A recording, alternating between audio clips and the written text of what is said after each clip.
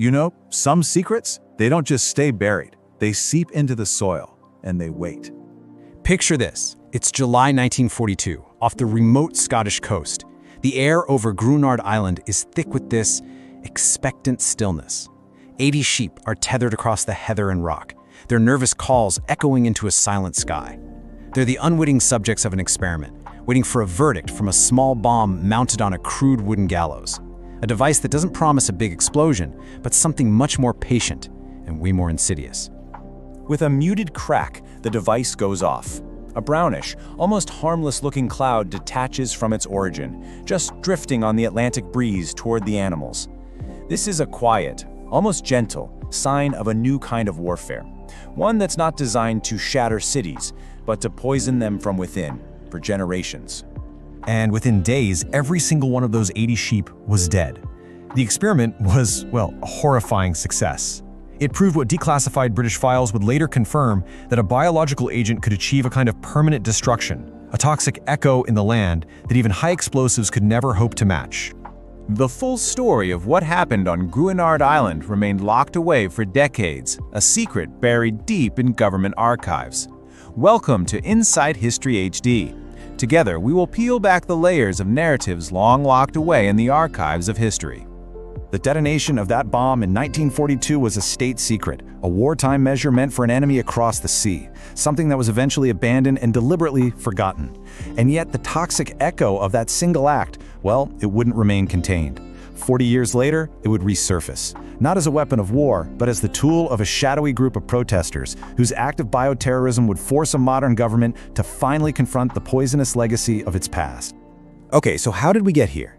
The decision to weaponize disease wasn't made in a vacuum.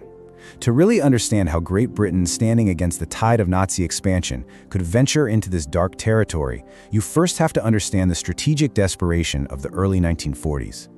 With the fall of France, the nation was facing invasion, and the search for an ultimate deterrent, a weapon of absolute last resort, began in earnest. The path from international treaties to a weaponized pathogen was a quiet one. It was a slow progression, really, from a place of defensive anxiety to one of offensive capability. It all began with well-intentioned ink on paper, trying to regulate the horrors of the Great War. It ended in the sterile silence of a lab at Porton Down, where scientists were tasked with turning nature's deadliest agents into instruments of the state.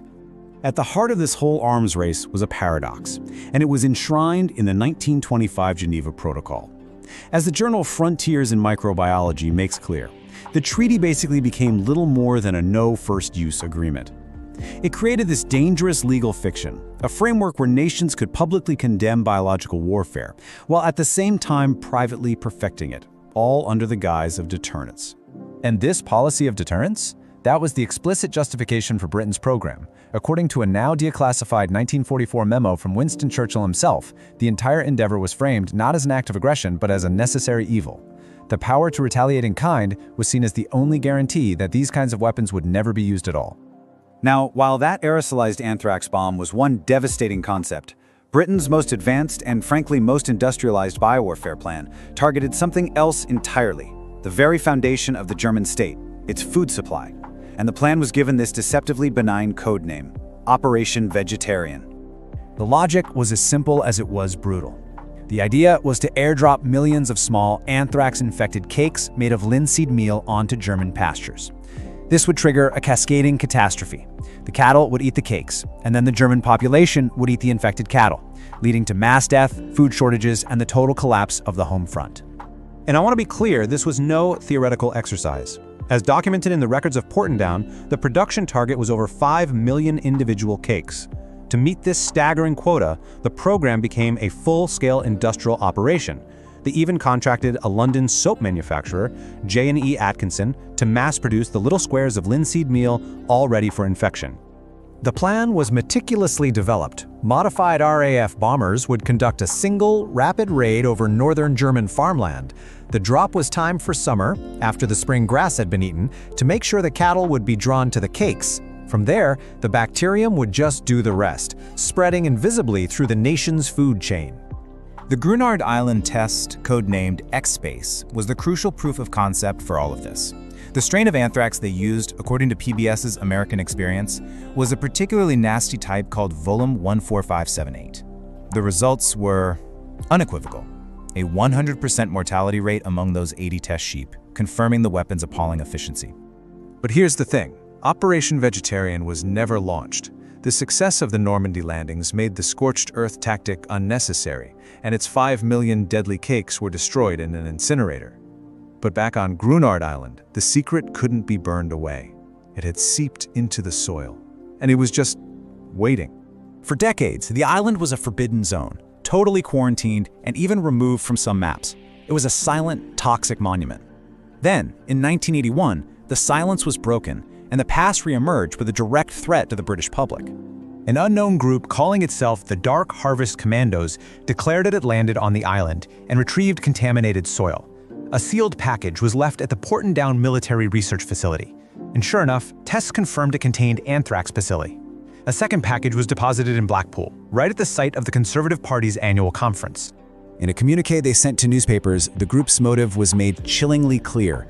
This was an act of eco-bioterrorism designed to shatter government secrecy. By threatening to return the seeds of death, they forced the legacy of a 40-year-old experiment out of the archives and back into the national consciousness. The commandos' gambit worked. Faced with public alarm and the undeniable evidence of a persistent lethal threat, the British government was finally compelled to undertake an unprecedented environmental cleanup, trying to undo what its scientists had created all those decades before. The effort, which began in 1986, was absolutely monumental. The entire island was sprayed with 280 tons of formaldehyde solution mixed with seawater. In the most contaminated areas around the original test site, tons of topsoil had to be physically removed and destroyed. After 4 years of intensive work and a full 48 years of quarantine, a new flock of sheep was placed on the island as living sensors. When they remained healthy, the Ministry of Defense finally removed the warning signs. On April 24, 1990, Gruinard Island was declared safe. The story of Anthrax Island reveals a disquieting truth about the artifacts of conflict, doesn't it? Political alliances shift, ideologies rise and fall, empires fade away. And yet, the weapons we create can possess a permanence that far, far outlasts the emergencies for which they were conceived. The story of Gruinard is a reminder that the land we poison today is the land our children must inhabit tomorrow. The anthrax spore, a creation of a wartime emergency, became a 4-decade problem of environmental containment. It forces us to ask, what other secrets from our past, what other toxic legacies of convenience and conflict are still buried just beneath our feet? If this journey has offered you a new perspective, support our exploration by subscribing to Insight History HD. Thank you for listening, and I will see you in the next narrative.